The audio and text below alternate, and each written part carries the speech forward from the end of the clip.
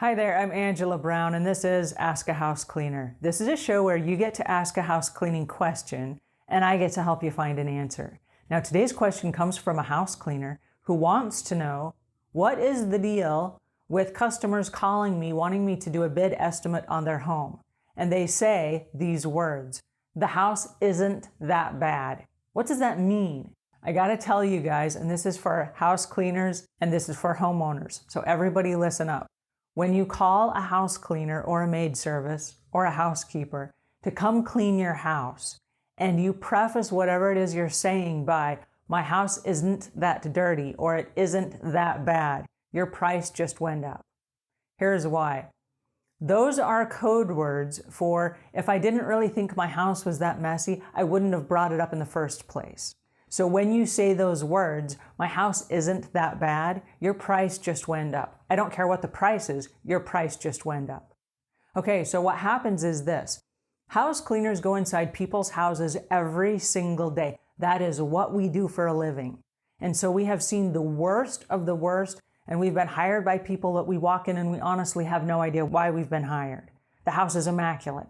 There's not a cobweb, there's not a crumb, there is nothing in the house. So we have seen both extremes. But when a customer calls us and they preface it by saying, well, my house is pretty clean already, why on earth are you calling us? Okay? If your house is already clean, why are you hiring us? And so there's got to be a very good reason why you're hiring us, and it usually means that your house needs maintenance. Whether it's super messy or it's super clean, it doesn't matter. But when we arrive to clean your house, we have to do some basics at every house. The floors in all the houses, whether they're clean or dirty, must be cleaned. All of the toilets must be scrubbed out. All of the showers and all of the bathtubs must be scrubbed out.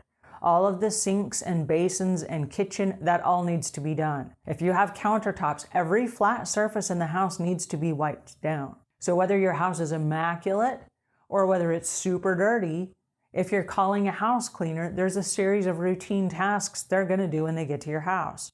So if your house isn't that dirty, when they get to your house, they will discover that, and they can give you a fair price based on that.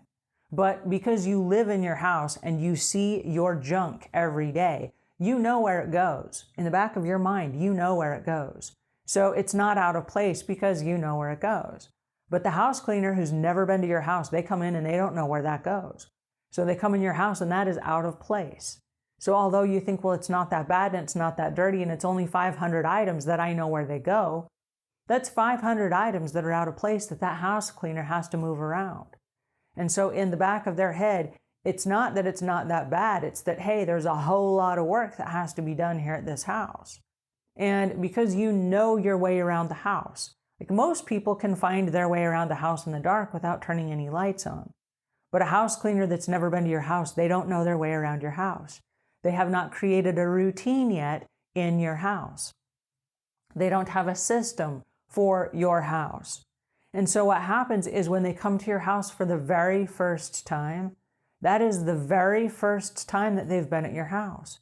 If your house is immaculate, that's amazing because they can create systems very quickly that will serve them and serve you. But if they're coming to your house and there's a bunch of stuff out of place, or you have, 2 inches of dust or half an inch of dust or whatever it is you have in your house might not look like it's that dirty to you. But to a house cleaner, they look at that and they're immediately calculating how much time and how many people is it going to take for me to get this job done. And so when you stand there and you say, well, I paid my last house cleaner $80, our question to you is, then why am I here? Why am I here if you paid your last house cleaner $80?